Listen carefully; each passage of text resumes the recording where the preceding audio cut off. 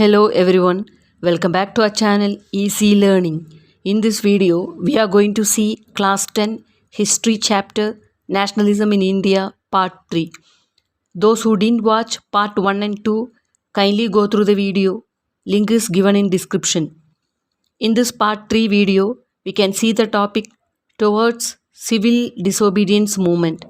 In February 1922, Mahatma Gandhi decided to withdraw the non-cooperation movement.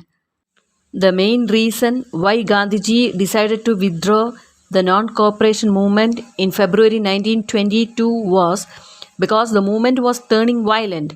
Violence broke out at Chouri chaura in Kharagpur. Here, a peaceful demonstration in the bazaar turned into a violent clash with the police. In this incident, more than 22 policemen were killed. The movement was to be non-violent and peaceful. Gandhi felt satyagrahis needed to be properly trained before they would be ready for mass struggles. Within the Congress, some leaders were tired of mass struggles and wanted to participate in elections to the provincial councils, which were set up under the Government of India Act of 1919. In such a situation of internal debate and dissension, two factors again shaped Indian politics towards the late 1920s. The first was the effect of the worldwide economic depression. Agricultural prices began to fall from 1926 and collapsed after 1930. As the demand for agricultural goods fell and exports declined, peasants found it difficult to sell their harvest and pay their revenue. By 1930, the countryside was in turmoil. Against this background, the new Tory government in Britain constituted a statutory commission under Sir John Simon, set up in response to the nationalist movement.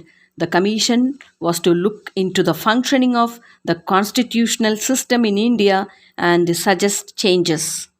The Simon Commission arrived in India in 1928. The commission was boycotted by the Indians because it did not include any Indian member. They were all British. The commission did not have any scheme of reforms for the Indians. The terms of the commission's appointment did not give any indication of Swaraj, while the demand of the Indians was only Swaraj. When the Simon Commission arrived in India, it was greeted with the slogan, "Go back, Simon." All parties, including the Congress and the Muslim League, participated in the demonstration. Now let's see the reaction of the British authorities to the boycott of the Simon Commission. The British reacted by trying to win over the Indians.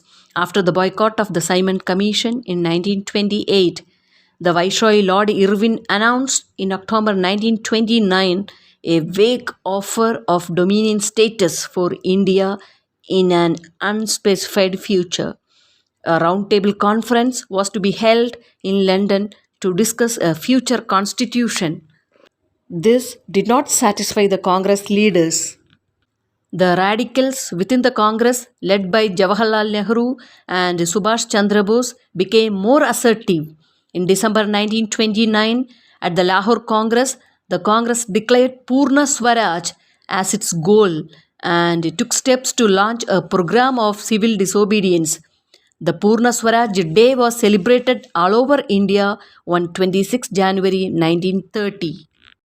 In order to relate the abstract idea of Poona Swaraj to the masses, Gandhiji on 31st January 1930 sent a letter to Viceroy Irwin stating 11 demands as an ultimatum.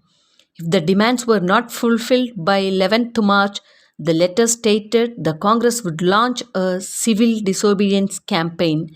These demands were made wide-ranging so that all classes within Indian society would identify with them and could be brought together in a united campaign. The most staring of all was the demand to abolish salt tax. Salt was consumed by rich and poor alike and was an essential item of food. Gandhiji assured the Viceroy that he would withdraw the civil disobedience if the government accepted these demands. Gandhiji's demands were declared unrealistic by Viceroy Irwin. Since the demands, as stated in the letter, were not fulfilled by 11th March, Gandhiji started his famous Salt March, accompanied by 78 of his trusted volunteers. The march was over 240 miles from Gandhiji's ashram in Sabarmati to the Gujarat coastal town in Dandi. The volunteers walked for 24 days, about 10 miles a day.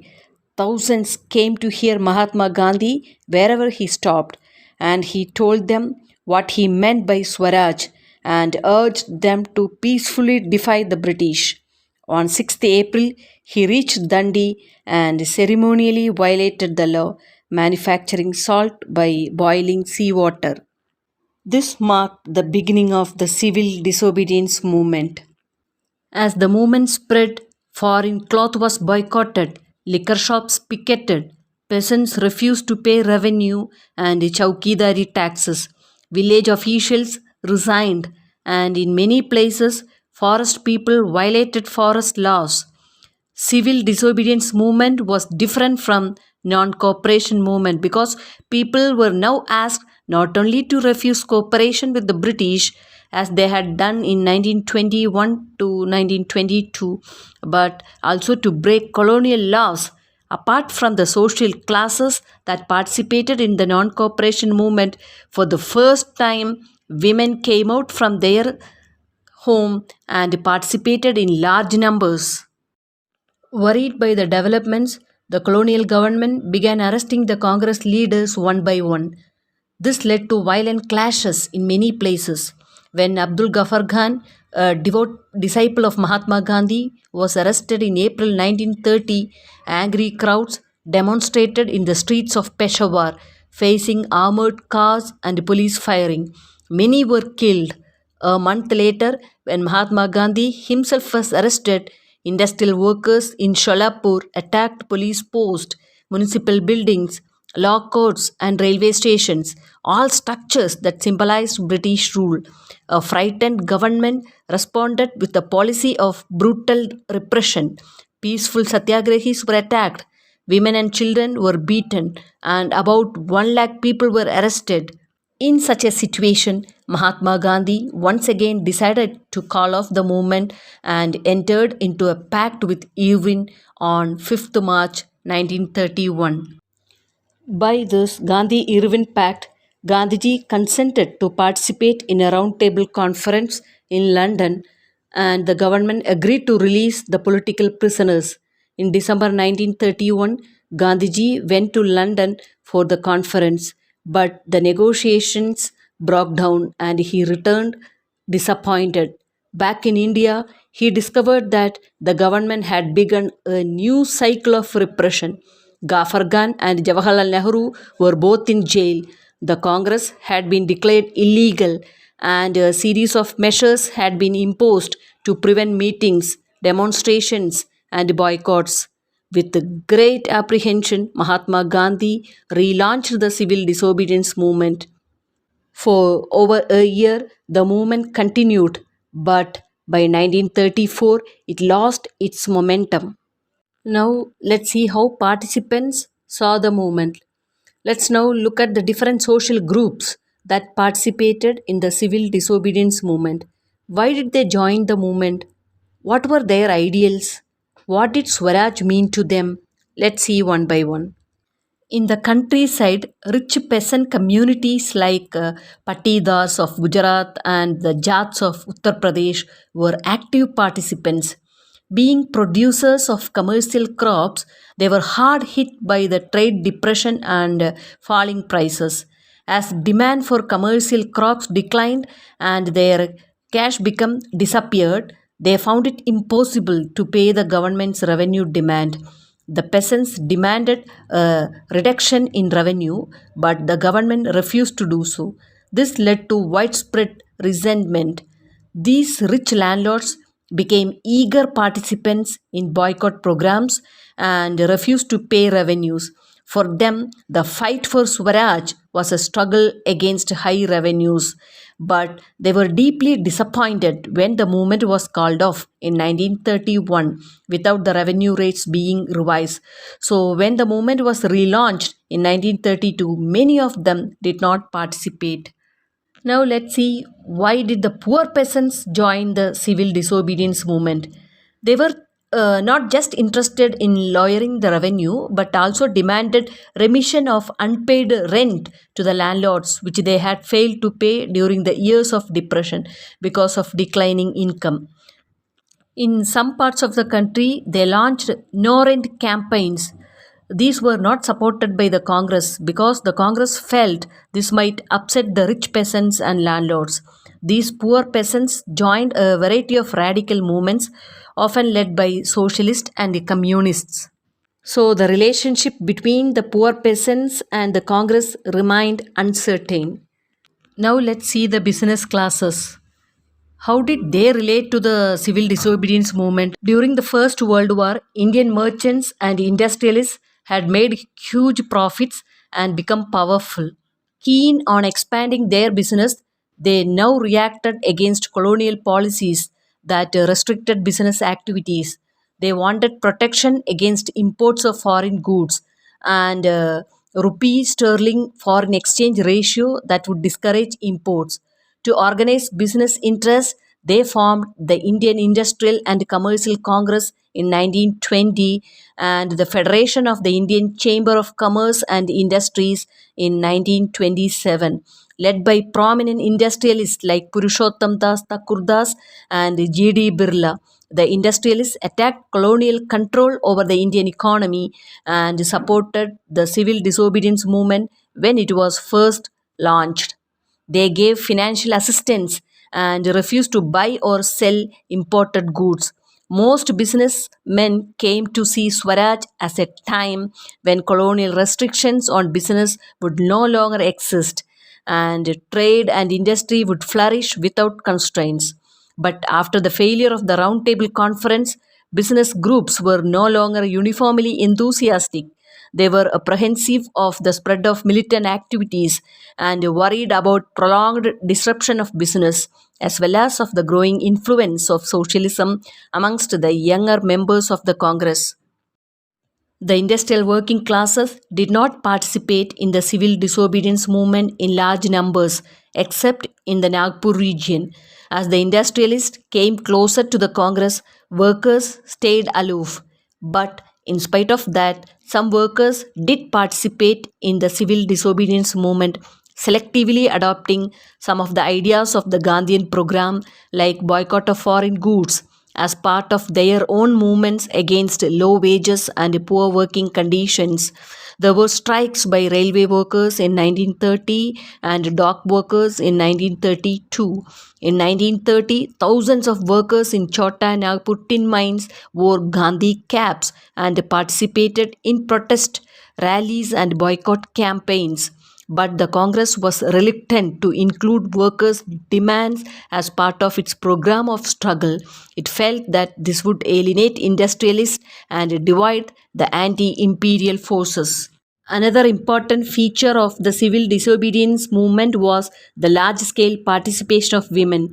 During Gandhiji's Salt to March, thousands of women came out of their homes to listen to him. They participated in protest marches, manufactured salt, and picketed foreign cloth and liquor shops. Many went to jail. In urban areas, these women were from high caste families. In rural areas, they came from rich peasant households. Moved by Gandhiji's call, they began to see service to the nation as a sacred duty of women. Yet, this increased public role did not necessarily mean any radical change in the way the position of women was visualized. Gandhiji was convinced that it was the duty of women to look after home and health, be good mothers and good wives. And for a long time, the Congress was reluctant to allow women to hold any position of authority within the organization. It was keen only on their symbolic presence. Now let's see the limits of civil disobedience. Not all social groups were moved by the abstract concept of Swaraj. One such group was the nation's untouchables, who from around the 1930s had begun to call themselves Dalit or oppressed. For long, the Congress had ignored the Dalits for fear of offending the Sanatanis, the conservative high caste Hindus. But Mahatma Gandhi declared that Swaraj would not come for 100 years if untouchability was not eliminated. He called the untouchables Harijan or the children of God, organized satyagraha to secure them entry into temple and access to public wells, tanks, roads, the schools. He himself cleaned toilets to dignify the work of the Bhanki. Gi means sweepers, and persuaded upper caste to change their heart and give up the sin of untouchability. But many Dalit leaders were keen on a different political solution to the problems of the community. They began organizing themselves, demanding reserved seats in educational institutions and a separate electorate that would choose Dalit members for legislative councils. Political empowerment, they believed, would resolve the problems of their social disabilities. Dalit participation in the civil disobedience movement was therefore limited, particularly in the Maharashtra and Nagpur region, where their organization was quite strong. Now let's see the role of Ambedkar in uplifting the Dalits or depressed classes. Dr. Ambedkar was of the opinion that only political empowerment would resolve the problem of social injustice. Due to his efforts, the Dalits began organizing themselves, demanding reserved seats in educational institutions and separate electorates that would choose Dalit members for legislative councils. In 1930, after Ambedkar entered national politics, he organized the Dalits into the Depressed Classes Association to make them politically more strong and effective. Dr. Ambedkar participated in the Second Roundtable Conference in London as a delegate of the oppressed classes. Here he clashed with Gandhiji by demanding separate electorates for Dalits. When the British government accepted Ambedkar's demand, Gandhiji began a fast unto death. The issue was eventually resolved by the Poona Pact of September 1932 between Gandhiji and Ambedkar. It gave the depressed classes reserved seats in provincial and central legislative councils, but they were to be voted in by general electorate. When civil disobedience movement started, there was an atmosphere of suspicion and distrust between communities. Alienated from the Congress, large sections of Muslims could not respond and were lukewarm to the call for a united struggle, that is, civil disobedience movement.